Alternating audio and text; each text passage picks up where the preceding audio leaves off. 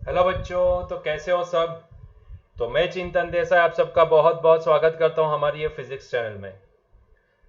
तो चलिए आज का लेक्चर स्टार्ट करते हैं। तो बच्चों, हमने पिछले लेक्चर में देखा था कि कैसे हम टू डायमेंशन में डिस्प्लेसमेंट, पोजीशन, वेलोसिटी, एक्सेलरेशन को डिफाइन कर सकते हैं। ठीक है।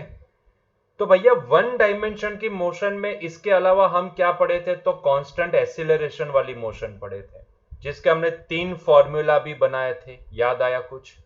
अगर हम सिंगल डायमेंशन की मोशन में position, displacement, velocity and acceleration को डिफाइन कर सकते हैं, तो वन डायमेंशन की जो मोशन थी, कांस्टेंट एक्सीलरेशन वाली मोशन, क्या उसको भी टू डायमेंशन में शो कर सकते हैं? जी हाँ, बिल्कुल शो कर सकते हैं।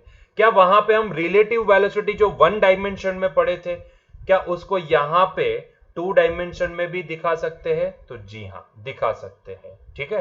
तो आज हम यही चर्चा करने वाले हैं कि कांस्टेंट एक्सीलरेशन वाली अगर मोशन दी जाए, तो वो कांस्टेंट एक्सीलरेशन वाली मोशन जो हमने वन डायमेंशन में स्टडी की थी, जिसमें हमने तीन फॉर्मूला उसके बनाए थे, वो तीनों फॉर्मूला अगर हम यहां पे यूज करना चाहिए, या फिर तीसरा फॉर्मूला यहां पे देखने की जरूरत नहीं है, क्योंकि तीसरा फॉर्मूला पहले फॉर्मूला एंड दूसरे फॉर्मूला की वैल्यू को सब्स्टिट्यूशन मेथड से ही हम निकाल सकते हैं। तो स्पेसिफिकली अगर हम पहले दो फॉर्मूला की बात करें, तो वो पहले दो फॉर्मूला कैसे लिखे जाएंगे अगर हम टू डायमेंशन में उसको दिखाना चाहे तो। ठीक है।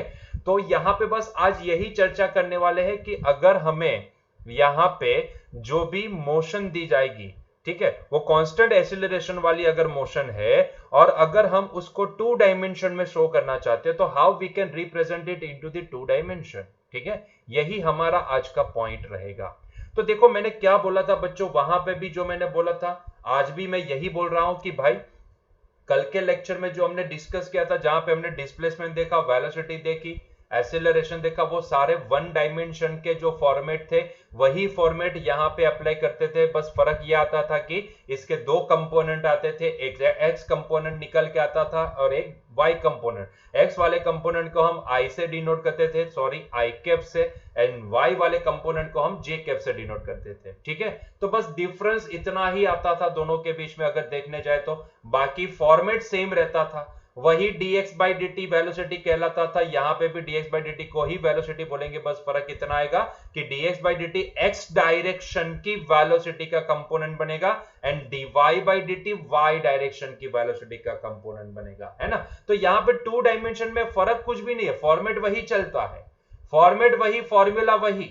बस सिर्फ यहां पे दो कंपोनेंट यहां पे अलग से लिखने पड़ते हैं, एक होता है एक्स कंपोनेंट, दूसरा होता है वाई कंपोनेंट, है ना। बाकी कोई फर्क नहीं है। जैसे कि यहां पे मैं पहले फॉर्मूला की बात करूं, तो हमें पता है पहला फॉर्मूला क्या था वहां पे, v is equal to v zero plus a t. याद आया कुछ? कांस्टेंट एक्सेलरेशन वाली मोशन में हमने तीन फॉर्मूला लिखे थे, उसमें पहला फॉर्मूला क्या था, v is equal to v zero plus a t.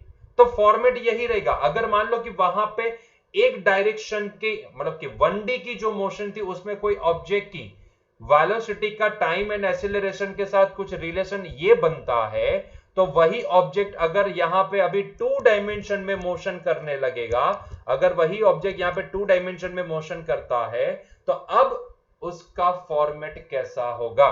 तो अब जो भी फॉर्मेट होगा, देखो फॉर्मेट में तो कोई चेंज नहीं आएगा, मतलब कि वही वाला formula v is equals to v zero plus a t, format तो वही रहेगा, फॉर्मेट में कोई चेंज नहीं आएगा। ठीक है।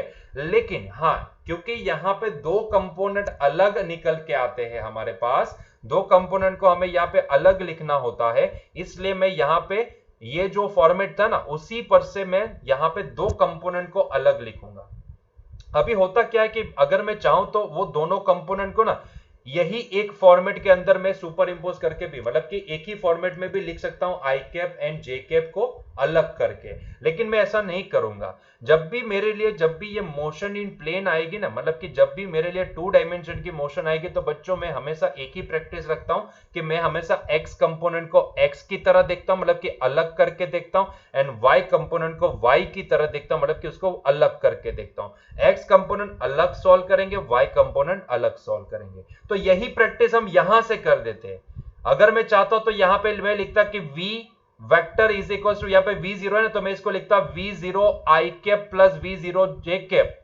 Sorry v0 x i cap, sorry v0 i cap plus v0 j cap plus a x i cap plus a y j cap into T. इस तरह से कुछ रद्दी फॉर्मेट लिखता मैं, यस और नो, लेकिन वो समझने के लिए थोड़ा तकलीफ दे हो जाता, तो इससे अच्छा है कि हम अभी से उसको बाइफरकेट करना स्टार्ट कर दें ताकि हमें आसानी रहे समझने के लिए, ठीक है। तो मेरे लिए जब भी 2 डायमेंशन की मोशन आएगी ना, तो भले वो 2 डायमेंशन की मोशन है, मैं इसको अलग करूंगा। मैं एक डायमेंशन x डायमेंशन को x की तरह देखूंगा एंड y डायमेंशन को अलग करके सिर्फ y डायमेंशन को अलग से सॉल्व करूंगा। दोनों को अलग से सॉल्व करने के बाद मैं उनको क्या करूंगा, जोड़ दूंगा, तो मुझे फाइनल आंसर मुझे दोनों डायमेंशन का मिल जाएगा, ठीक है। ये आसान तरीका होता है 2 डायमेंशन की मोशन को समझने का, क्योंकि क्या होता है कि हम लोग यूज्ड टू हो चुके हैं 1 डायमेंशन की मोशन से।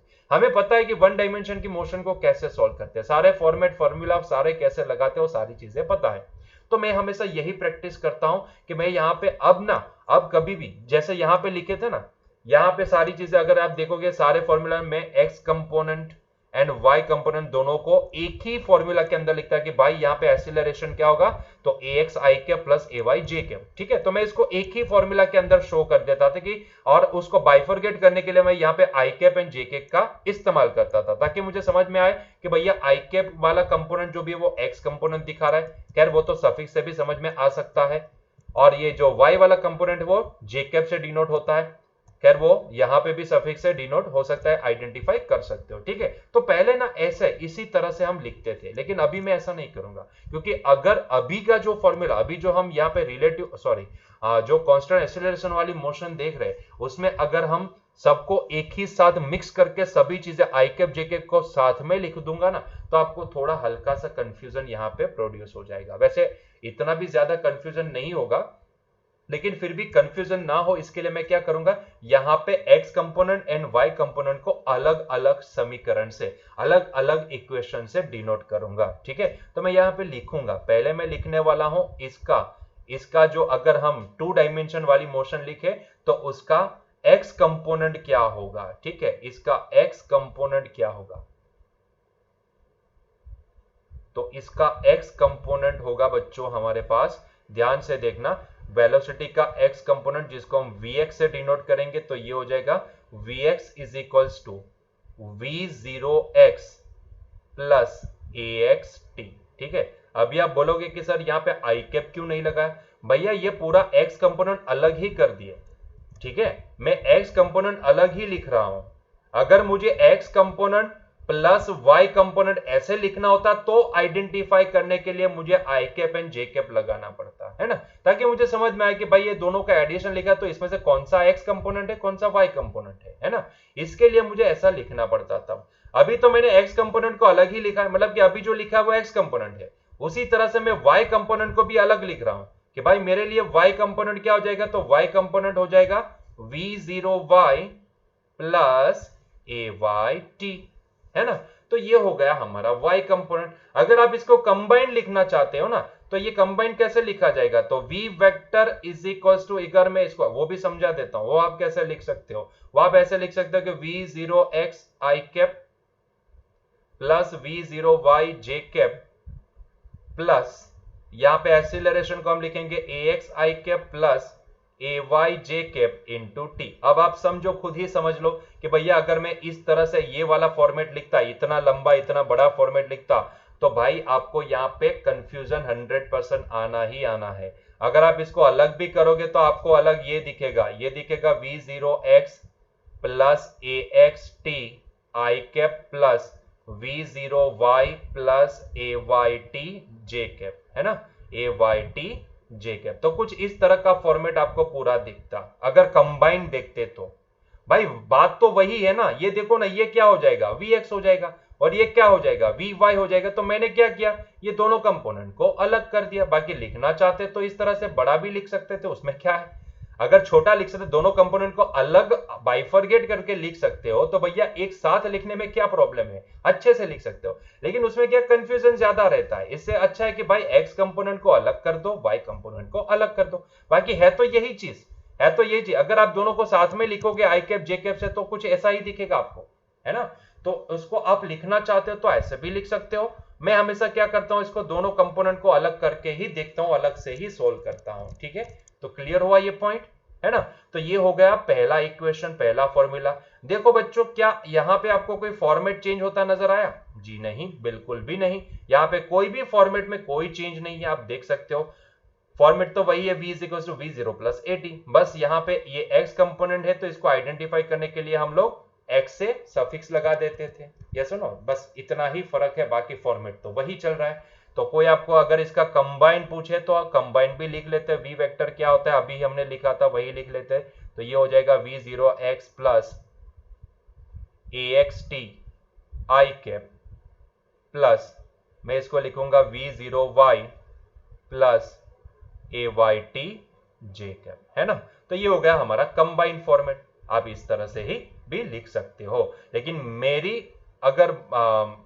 मेरी अगर राय पूछोगे, तो मुझे अगर पूछोगे तो मैं यही बोलूंगा कि बच्चों इसको ना हमेशा अलग करके सॉल्व करो, तो आपको कभी कंफ्यूजन नहीं रहेगा।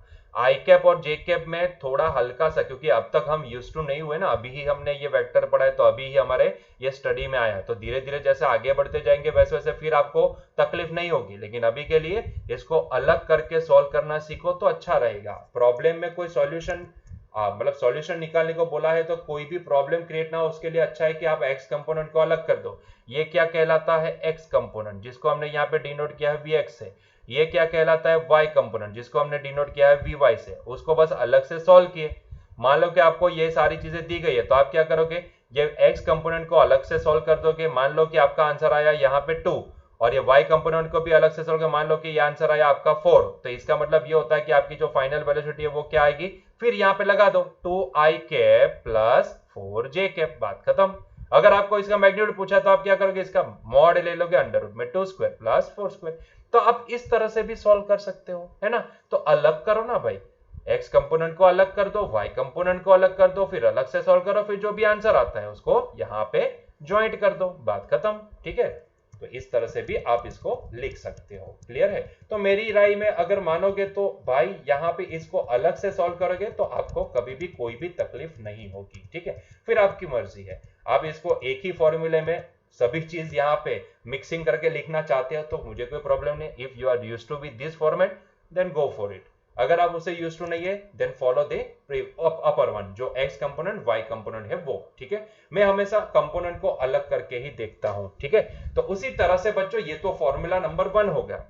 क्या दूसरा फॉर्मूला भी इस तरह से लिख सकते हैं? तो बिल्कुल लिख सकते हैं। देखो यहाँ पे हमने सारी चीजें नोट डाउन करके देखी थी। हमने देखा था कि भाई एक्चुअल में अगर मुझे किसी ऑब्जेक्ट के द्वारा, अगर जो ऑब्जेक्ट यहाँ पे कांस्टेंट एक्सीलरेशन से मूव हो रहा है, ऐसा ऑब्जेक्ट को अगर हमने यहाँ पे ऐसा नोट डाउन करना चाहे कि वो ऑब्जेक्ट किसी पर्टिकुलर टाइम इंटरवल में कितना डिस्प्लेसमेंट कर रहा है, तो उसका फॉर्मेट क्या बना था, उसका फॉर्मूला अगर वहां पे देखे तो कुछ ऐसा बना था, x is equal to x0 plus v0 t plus half a t square. याद करो थोड़ा बहुत, ऐसा ही कुछ फॉर्मेट बना था, लेकिन यहाँ पे हम पोजीशन को r से डिनोट करते हैं, है ना। यहाँ पे x से डिनोट नहीं करते क्योंकि r खुद 2 डायरेक्शन की पोजीशन दिखा रही है। तो यहां पे यही फॉर्मेट क्या बन जाएगा, अभी यहां पे मैं इसको x is equal to x0 ना लिख के मैं क्या लिखूंगा, r is equal to r0 plus v0 t plus half a t square लिखूंगा। मतलब कि फॉर्मेट तो वही है कि नहीं, फॉर्मेट तो वही है। देखो ध्यान से देखो, वही फॉर्मेट चल रहा है, r is equal to r0 plus v0 t plus half a t square, है ना। फॉर्मेट वही है। आप यहां से भी देख सकते हो, ये है r minus r0 that is equal to v0 t plus half a t square. अगर वो बंदा अपनी मोशन अगर ओरिजिन से स्टार्ट करता है तो r0 0 हो जाता है, इसीलिए हम यहां पे लिख सकते हैं r is equal to v0 t plus half a t square. लेकिन अभी के लिए हम मान लेते हैं कि वो अगर ओरिजिन से स्टार्ट नहीं करता है, जैसे कि यहां पे बोले let r0 and r be the position vector of the particle at time t is equal to 0 and time t is equal to t, है ना। मतलब कि वो बंदा ना किसी ओरिजिन से r0 पोजीशन से अपनी जर्नी स्टार्ट कर रहा है, तो ऐसे केस में ये फॉर्मूला लिखा जाएगा कुछ इस तरह से, r is equal to r0 plus v0 t plus half a t square. लेकिन अगर यही फॉर्मूला अगर मैं 2 डायमेंशन के लिए लिखना चाहूं तो मैं क्या लिख सकता हूं? तो बच्चों बहुत ही आसान है इसको लिखना, लेकिन मैंने बताया ना कि मैं यहाँ पे क्या करता हूं, दोनों कंपोनेंट को अलग देखता हूं। मैं x कंपोनेंट को अलग देखता हूं, y कंपोनेंट को अलग देखता हूं। तो मेरे लिए अगर मैं इसको x कंपोनेंट के से शो करना चाहूं तो x कंपोनेंट मेरे लिए क्या बनेगा? तो यहाँ पे पहले लिखते हैं x कंपोनेंट। अच्छा, यहाँ पे ये दूसरा होगा y कंपोनेंट। ठीक है, वो मैं स्पेस वगैरह छोड़ना भूल गया था। यहाँ पे इसको बाइफरकेट कर लेते हैं। ठीक है, तो ये हो जाएगा हमारा y कंपोनेंट।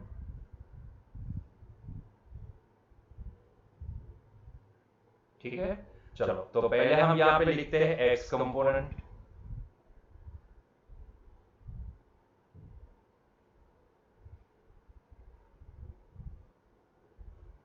हाँ जी, तो x कंपोनेंट क्या होगा?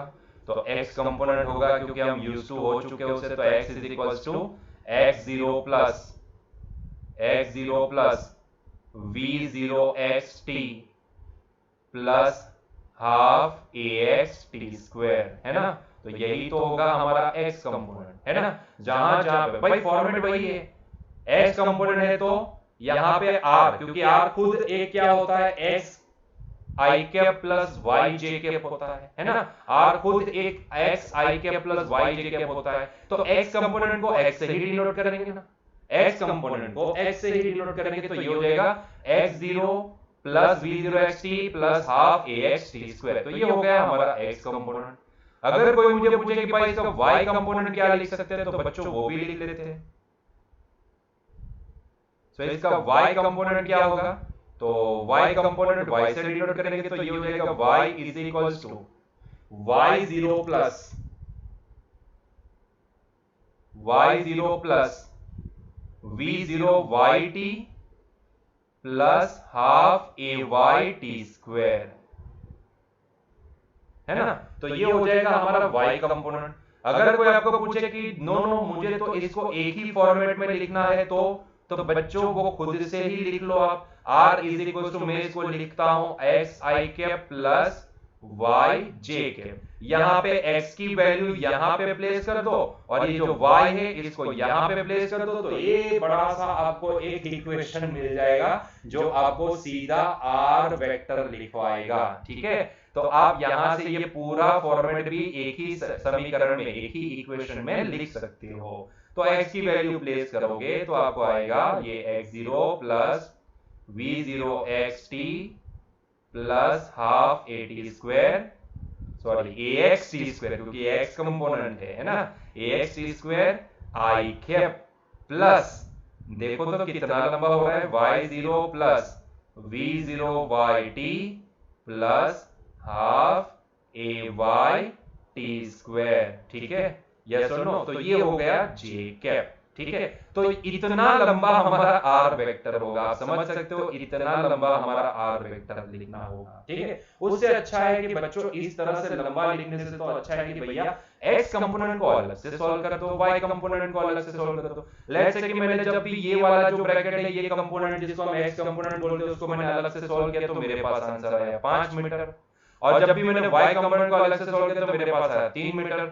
और फिर ये दोनों आंसर निकालने के बाद आपको अगर r वेक्टर ही लिखना है ना, तो ये ब्रैकेट की वैल्यू है 5 मीटर, ये ब्रैकेट की वैल्यू है 3 मीटर, तो भैया यहाँ पे ही लिख दो ना। तो r वेक्टर क्या आएगा, 5i cap plus 3j cap. तो इस तरह से भी तो लिख सकते हैं ना।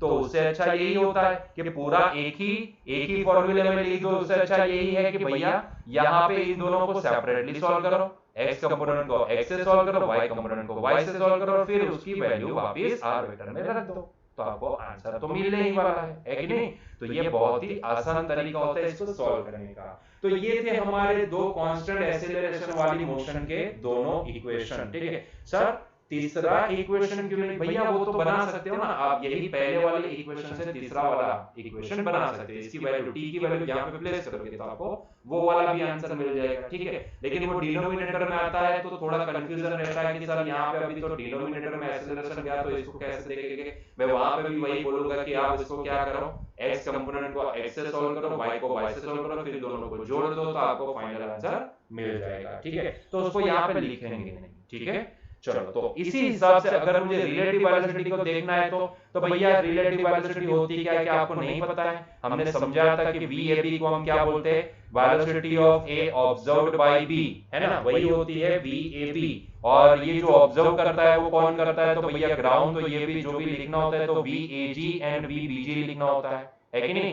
तो बस कंसेप्ट वही है, बस यहाँ पे फर्क ये आएगा कि जिस तरह से आप यहाँ पे लिख तो रिलेटिव वेलोसिटी, तो एक्स डायरेक्शन की क्या होगी, वाई डायरेक्शन की क्या होगी, उन दोनों को सेपरेटली लिख के फिर उनके लिए कैलकुलेट करो और फिर वैल्यू प्लेस कर दो। बाकी फॉर्मेट वही रहेगा, जो फॉर्मेट यहाँ पे दिया गया है, जो फॉर्मेट वहां पे पढ़े थे वही फॉर्मेट रहेगा, बाकी कोई चेंज नहीं आएगा। जैसे कि velocity of A observed by B, मतलब कि VAB क्या होता है, तो VA माइनस VB होता है, उसी तरह से VBA क्या होता है, velocity of B observed by A, तो वो भी होता है VB माइनस VA। तो फॉर्मेट में कोई फर्क नहीं है, फॉर्मेट वही रहेगा, बस यहाँ पे x कंपोनेंट को x से देखो, y कंपोनेंट को y से देखो। तो मैं उम्मीद करता हूं कि आप यहाँ पे इसके दो कंपोनेंट है ना, वो खुद से लिखने की कोशिश करोगे, खुद से लिखने की कोशिश करोगे, करना कुछ भी नहीं है भाई। VAB का x कंपोनेंट, चलो एक तो लिख के मैं दे देता हूं, VAB का x कंपोनेंट वो होगा क्या, तो VAG का x कंपोनेंट माइनस VBG का x कंपोनेंट, है ना। उसी तरह से y कंपोनेंट लिखना होता है, तो कितना आसान है, बहुत ही आसान है, मैंने मिटा दिया, एक बार मैंने समझा दिया, आपको खुद से लिखना है, ठीक है। वैसे तो क्वेश्चन सॉल्व करोगे तो आपको समझ में आ जाएगा, कोई इश्यू नहीं रहेगा, ठीक है। चलिए तो आगे बढ़े क्या, तो चलिए क्वेश्चन को सॉल्व करते हैं। तो एग्जांपल 4.5 देखो, ए particle starts from origin at t is equals to 0 with a velocity 5 I cap meter per second and moves in a xy plane under the action of a force which produces the constant acceleration of 3 I cap plus 2 j cap meter per second square।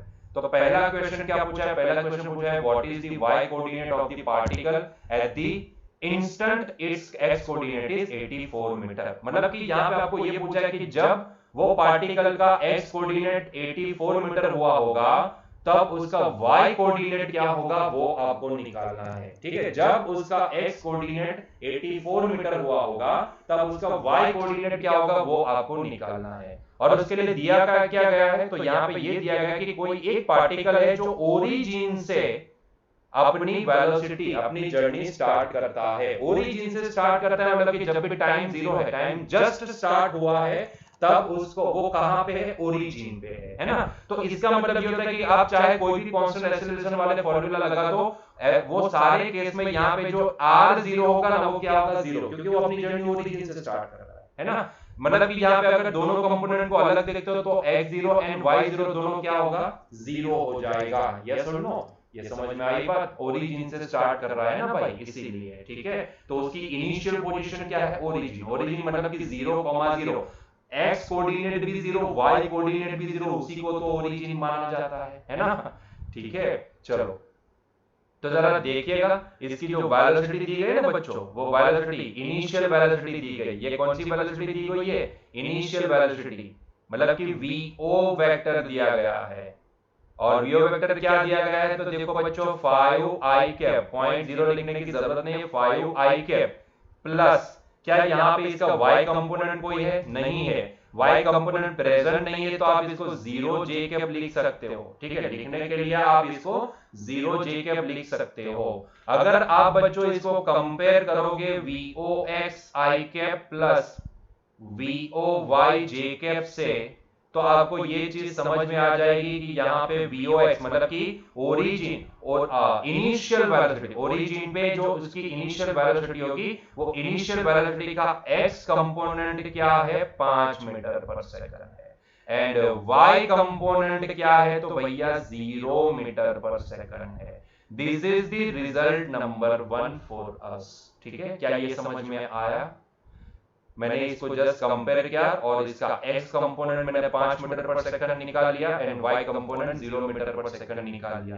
देखो इसकी NCERT की किताब में पूरा combine करके एक ही formula दिया गया है, लेकिन मैंने क्या बोला था, मुझे जब भी ऐसे क्वेश्चन आते हैं तो मैं इसको दोनों कंपोनेंट को अलग करता हूं और अलग करके उसको सॉल्व करता हूं, ठीक है। तो मैंने दोनों x component and y component यहां से निकाल लिया, किसका, इनिशियल वेलोसिटी, vo का मतलब क्या होता है, इनिशियल वेलोसिटी होता है, ठीक है।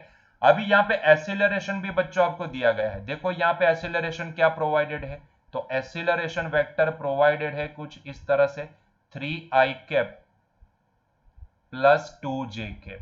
ठीक है, इसको मैं लिखने के लिए क्या लिखता हूं, देखो बहुत ही आसान है, कुछ भी नहीं है, ये वेक्टर वाले 2 डायमेंशन के प्रॉब्लम जो भी होते हैं ना वो बहुत ही आसान होते हैं। अगर आप ये समझ जाओ कि x को x से सॉल्व करो, y को y से सॉल्व करो, तो आपके लिए बहुत आसान हो जाएगा। तो मैंने क्या किया, इसी को मैंने कंपेयर कर दिया ये वाले फॉर्मेट से, तो यहां से मुझे ये समझ में आया कि भैया यहाँ पे x डायरेक्शन का एक्सीलरेशन कितना है, 3 मीटर पर सेकंड है, सेकंड स्क्वायर है।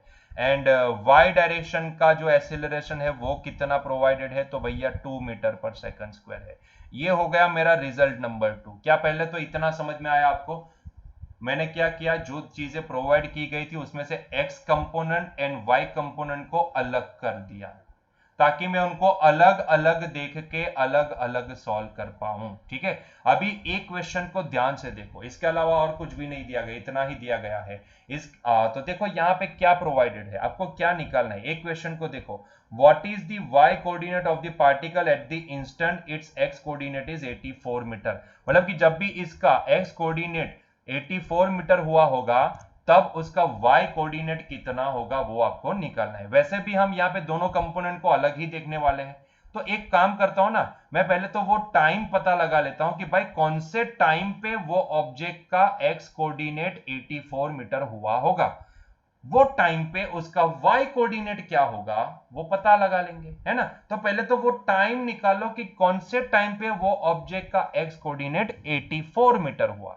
ठीक है, तो मैं पहले वो टाइम पता लगाने के लिए मैं पहले x कंपोनेंट को सॉल्व करता हूं। ठीक है, तो मैं यहां पे x कंपोनेंट को सॉल्व करूंगा।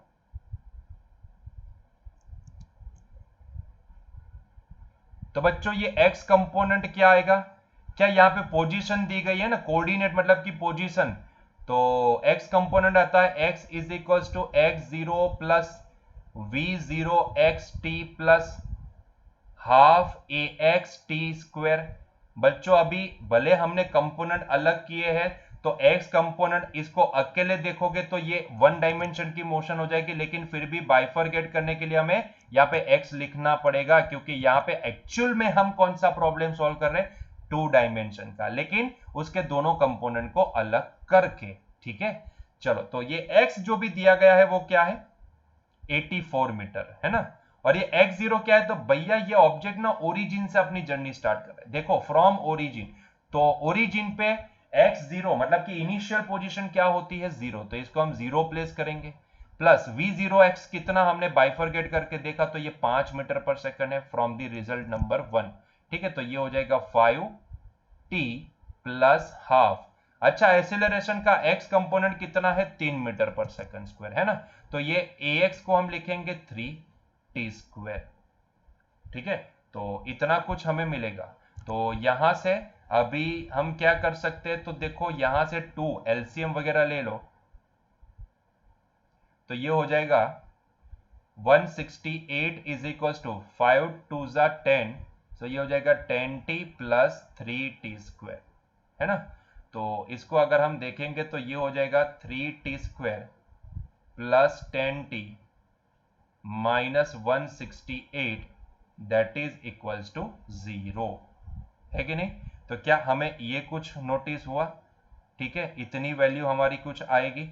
अभी इसका रूट वगैरह निकालना पड़ेगा, तो इसका रूट निकालने के लिए हम क्या करेंगे, तो एक काम करते हैं, इसको ज़्यादा से ज़्यादा क्या कर सकते हैं, तो हाँ इसको 28 6 जा ये 168 होता है। ठीक है, और यहाँ पे देखो, यहाँ पे अगर आप निकालोगे तो आपको समझ में आ जाएगा कि 6 3 जा, क्योंकि 3 भी होता है ना, मल्टीप्लाई करना होता है, 6 3 जा 18, 18 एंड 28, 28 में से 18 निकल जाएंगे तो 10 बचेंगे। ठीक है, तो रूट निकल गए, रूट निकल गए 28 एंड 18। ठीक है, तो ये रूट हमारे निकल गए, दैट इज 28 एंड 18।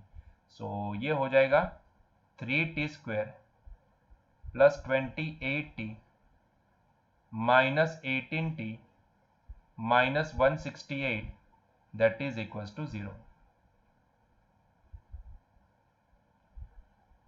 ठीक है, तो यहां से तो कुछ कॉमन निकलता नजर नहीं आ रहा है मुझे, सिर्फ t के अलावा, तो ये t निकलेगा तो ये हो जाएगा 3t प्लस 28, ठीक है, माइनस यहां से 6 कॉमन निकलेगा तो 6 3 जा एंड 28, तो 3t plus 28 that is equals to 0।